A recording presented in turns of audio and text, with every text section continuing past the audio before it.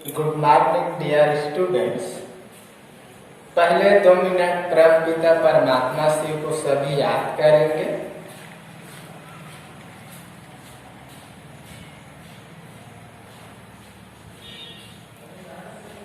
ओम शांति। अब देखिए, आज मैं आप लोगों को कक्षा 10 में विषय सामाजिक विज्ञान अध्याय पहला, हेडिंग है इसका संसाधन और विकास। किस खंड में आता है? भूगोल खंड से। यह जो अध्याय है हमारा भूगोल खंड से है। इसमें मैंने आप लोगों को 2 पार्ट पढ़ाया था और आज एक बार फिर इसमें आगे बढ़ते हुए पार्ट नंबर 3 पढ़ाऊंगा प्यार। तो देखते हैं प्राकृतिक संसाधन। हम लोग पढ़े थे उस दिन पर्यावरण विज्ञान की नजर से और अपशिष्ट के बारे में पढ़े थे। आज आप लोग पढ़ेंगे प्राकृतिक संसाधन। आप लोग क्या समझते हो? प्राकृतिक संसाधन से आप क्या समझते हैं? ऐसा प्रश्न है। देख लीजिए क्या है प्राकृतिक संसाधन।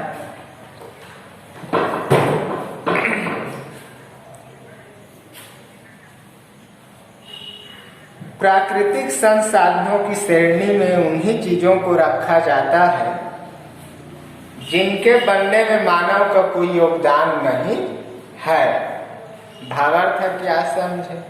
ऐसे चीजों को रखा जाता है प्राकृतिक संसाधन के अंदर जिसे मनुष्य नहीं बनाते, या जो संसाधन होते हैं प्राकृतिक संसाधन जो होते हैं उसके बनने में या बनाने में मनुष्य का कोई हाथ नहीं होता। ऐसे चीजों को हम क्या कहते हैं? प्राकृतिक संसाधन। वह केवल उन्हें अपने प्राकृतिक संदर्भ से अलग करता है।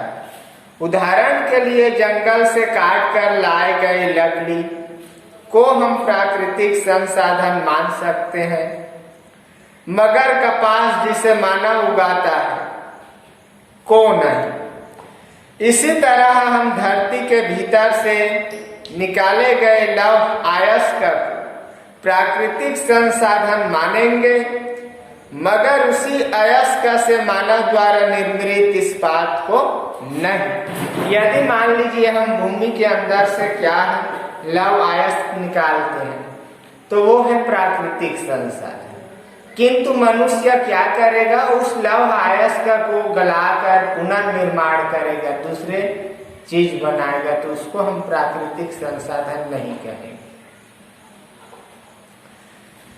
आप इनमें से किसे प्राकृतिक संसाधन मानेंगे? कारण सही चर्चा करें। देख लीजिए, नदी का पानी। नदी का पानी प्राकृतिक संसाधन है या नहीं है? तो कैसे? चर्चा कर उसके विषय। बोतल में बंद मिनरल वाटर। ग्रीष्म अवकाश में आप लोग देखते हैं कहीं यात्रा करते रहते हैं तो हर दुकानों में क्या होता है? मिनरल वाटर, अर्थात डिब्बे में भरा हुआ, वाटर में भरा हुआ। तो क्या ये प्राकृतिक संसाधन? नहीं, क्योंकि मनुष्य द्वारा वो वाटर में भरा गया है। जब तक वो नदी में था, सागर में था, मान सकते थे प्राकृतिक संसाधन, किंतु उसको मनुष्य ने बोतल में डाल दिया, तब वो प्राकृतिक संसाधन नहीं। डीजल एक खनिज तेल है प्यार, ये भी संसाधन है। सिलेंडर में भरा ऑक्सीजन, खनिज तेल, संगमरमर, मुर्गा, गन्ना, तो ये क्या प्राकृतिक संसाधन? इन सब को मानेंगे? यदि मानेंगे तो चर्चा करें। क्यों? हम नहीं मानते हैं तो पर भी चर्चा करें, क्यों नहीं मानेंगे? आगे बढ़ते हैं। प्राकृतिक संसाधन को अलग अलग तरीकों से वर्गीकृत किया जाता है।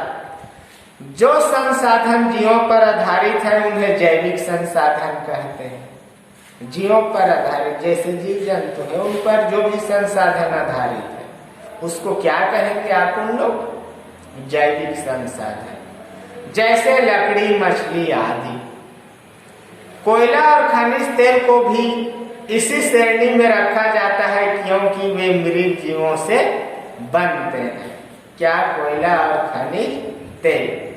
खनिज माने जमीन को खोद करके निकालना या जमीन के अंदर से जो भी चीज खनन से प्राप्त होता है उसे खनिज संपदा कहा जाता है।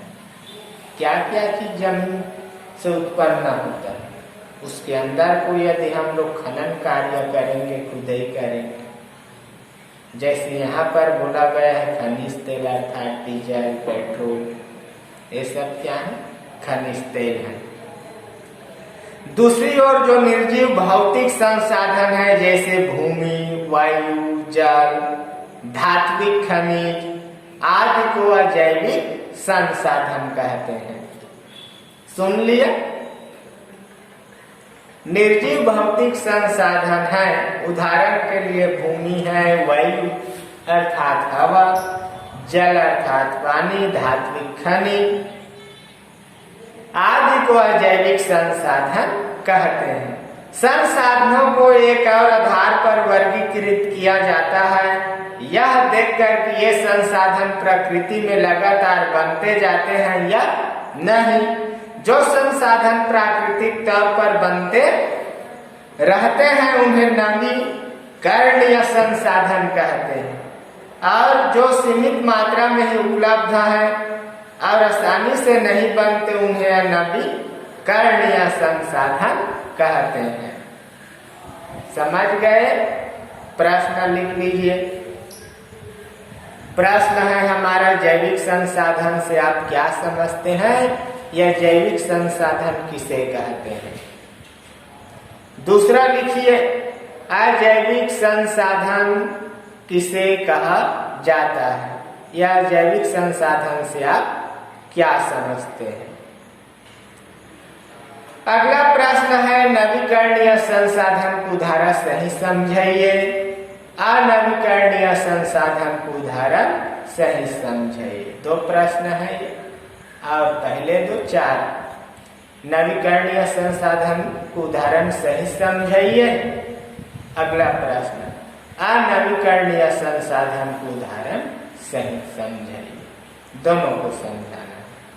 तो पहले देखेंगे नवीकरणीय संसाधन। नवीकरणीय संसाधन वे हैं जो प्राकृतिक प्रक्रियाओं से नवीकृत होते रहते हैं।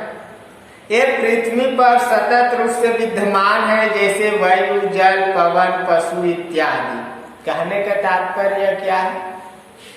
प्रकृति द्वारा निःशुल्क प्रदत्त ऐसे पदार्थ, ऐसे साधन जो प्रकृति ने मनुष्य को निःशुल्क प्रदान किया, उपहार किया, उसको प्राकृतिक संसाधन कहते हैं। उसका वर्गीकरण में बताया गया है नवीकरणीय अर्थात नवीनीकृत संसाधन या नवीकरणीय संसाधन। दो नामों से इसको जाना जा सकता है। कहना चाहिए ऐसे संसाधन जो एक बार समाप्त होने के पश्चात पुनः प्राप्त हो सके, पुनः बन सके, उसको रखा जाता है नवीकरणीय संसाधन के अंतर्गत। जैसे वायु है, क्या है? वायु माने हवा, फिर जल है, फिर वन है, फिर पशु है। ये सब क्या है? नवीकरणीय संसाधन। इसको दोबारा पाया जा सकता है यदि मनुष्य इनकी नवीकरण की प्रक्रिया में बाधा न डाले और उनका एक सीमा के अंदर उपयोग करे तो वे सतत उपलब्ध रहेंगे। इनके उपयोग की एक सीमा है। इस सीमा के बाद अथवा गलत उपयोग से संसाधनों का अवनयन बिगड़ना होता है और उनके नवीकरण पर प्रतिकूल प्रभाव पड़ता है। उदाहरण के लिए जल पृथ्वी पर सतत विद्यमान है। जल अर्थात पानी। सागरों से जल वाष्पीकृत होकर जल वाष्प बनता है, जो संघनित होकर वर्षा के रूप में महाद्वीपों को प्राप्त होती है। देख लीजिए क्या हुआ, सागरों का जल, महासागरों का जल वाष्प बनकर के ऊपर हवा के माध्यम से उड़ जाता है।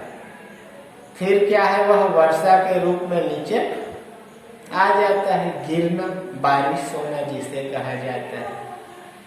फिर वो समुद्र की ओर चला गया धरती के माध्यम से, फिर वहां से वाष्प बनकर ऊपर उड़ेगा और फिर वर्षा होगा। तो इसी को कहा जाता है नवीकरणीय संसाधन या नवीनीकृत संसाधन। सभी से बनना चाहिए। वर्षा जल का कुछ भाग भूमि में रिसकर भूजल बनता है और शेष भाग नदियों से बहकर पुनः सागर में चला जाता है। यह प्रक्रिया निरंतर चलती रहती है और जल नवीकृत होते रहता है। हम इन प्राकृतिक प्रक्रियाओं में कई अवरोध पैदा कर देते हैं या गलत उपयोग करके उन्हें प्रभावित करते हैं। इससे नवीकरणीय प्रक्रियाएं प्रभावित होती है। उदाहरण के लिए यदि पृथ्वी पर वन कम हो जाए, पेड़ पौधों का आवरण कम हो तो वर्षा के जल को भूमि में रिसने का मौका नहीं मिलेगा।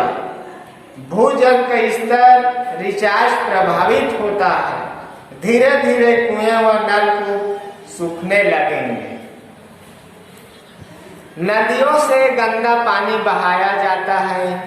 यदि यह कम मात्रा में हो तो बहता हुआ जल और उसमें मौजूद जीव इसे साफ करने की क्षमता रखते हैं, परंतु आज अत्यधिक मात्रा में कचरा डाला जाता है और बांध व सिंचाई के कारण नदियों में पानी का बहाव भी कम होता जा रहा है। इस कारण नदियां अपने आप को साफ नहीं कर पा रही हैं। देखते देखते नदियां गंदे नालों में बदल जाती है।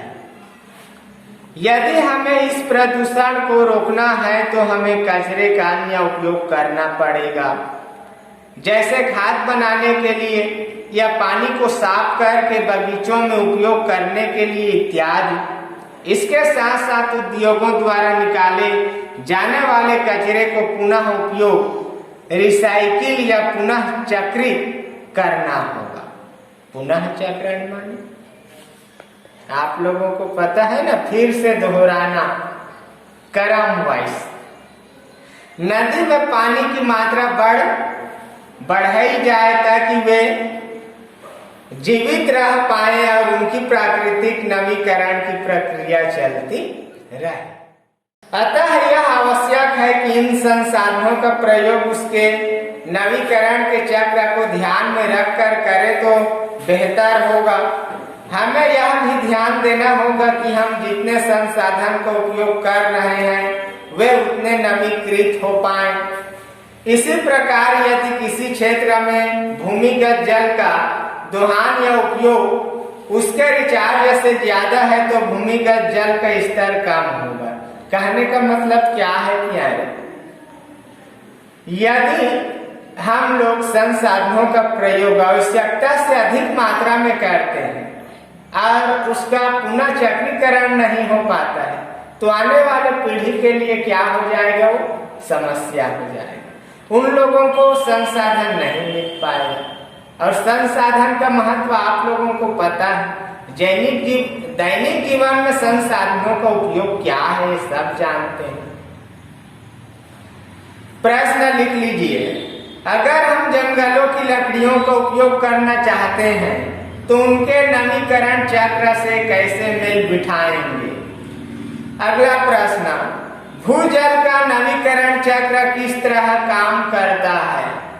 हमें भूजल का उपयोग किस तरह करना चाहिए। अगला, तालाबों में मछलियों का नवीकरण किस तरह होता है, हमें उनका उपयोग किस तरह करना चाहिए। अगला, रासायनिक खाद एवं कीटनाशक मिट्टी के प्राकृतिक नमीकरण की प्रक्रिया को कैसे प्रभावित करते हैं। तो ये था फर्स्ट नवीकरणीय संसाधन, और थोड़ी मात्रा में अनवीकरण संसाधन देख लीजिए। अनवीकरणीय संसाधन वे हैं जो पृथ्वी पर एक सीमित मात्रा में ही उपलब्ध है। उनका उपयोग करने के बाद उनका भंडारण कम हो जाता है। वे अपने आप नवीकृत नहीं होते हैं, जैसे लौह अयस्क, कोयला, खनिज तेल इत्यादि। कहने का तात्पर्य क्या है? पेट्रोल या डीजल का उपयोग एक बार कर लीजिए, क्या तुरंत दोबारा हमको मिल सकता है? नहीं मिल सकता। कोयला क्षेत्र है, देख लीजिए, जैसे झारखंड, कोरबा, कहीं कहीं पर क्या है, कोयले का भंडारण है।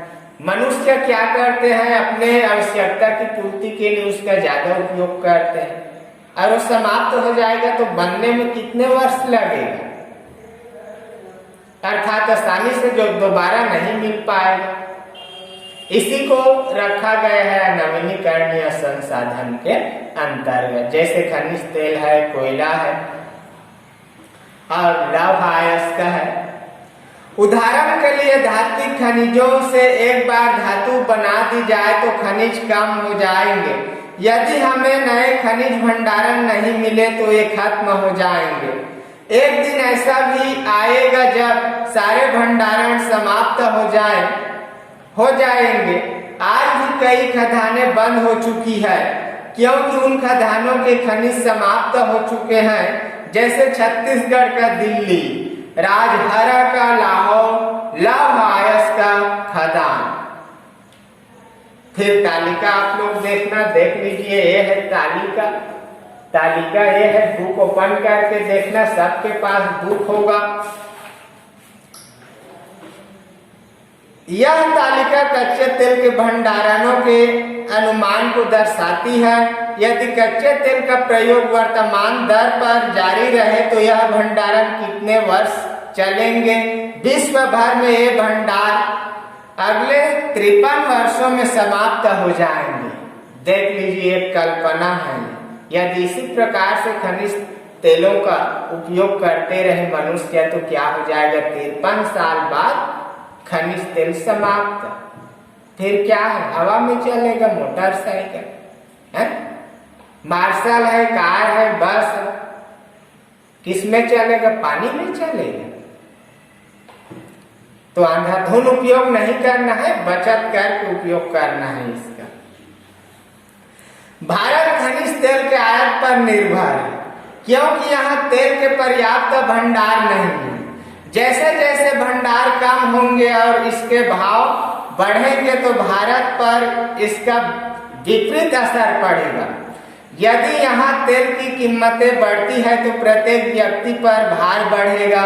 अतः बुद्धिमानी इसी में है कि हम इन अनवीकरणीय संसाधनों का उपयोग कम करें, यथासंभव उन्हें जरूरत पड़ने पर ही उपयोग करें और इनके विकल्पों की तलाश जारी रखें।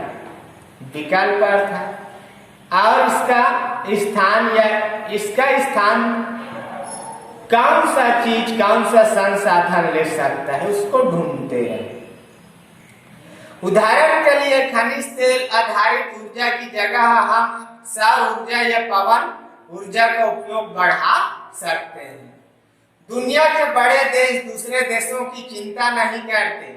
वे यही सोचते हैं कि इन संसाधनों के स्रोतों पर कब्जा जमा लें ताकि उन्हें संसाधनों की कमी ना हो। संयुक्त राज्य अमेरिका जैसे कुछ देश हैं जिनके पास तेल भंडारण तो कम है, लेकिन वे सैन्य और आर्थिक शक्ति के बल पर दूसरे देशों के संसाधन भंडारण पर नियंत्रण करना चाहते हैं। इस नीति का परिणाम युद्ध और लोगों की तबाही के रूप में सामने आ रहा है। कुछ अनवीकरणीय संसाधन के लिए उनका पुनर्चक्रण, रिसाइकल किया जा सकता है, जैसे बॉक्साइट से एल्युमिनियम एवं एल्युमिनियम से बर्तन तैयार किया जाता है।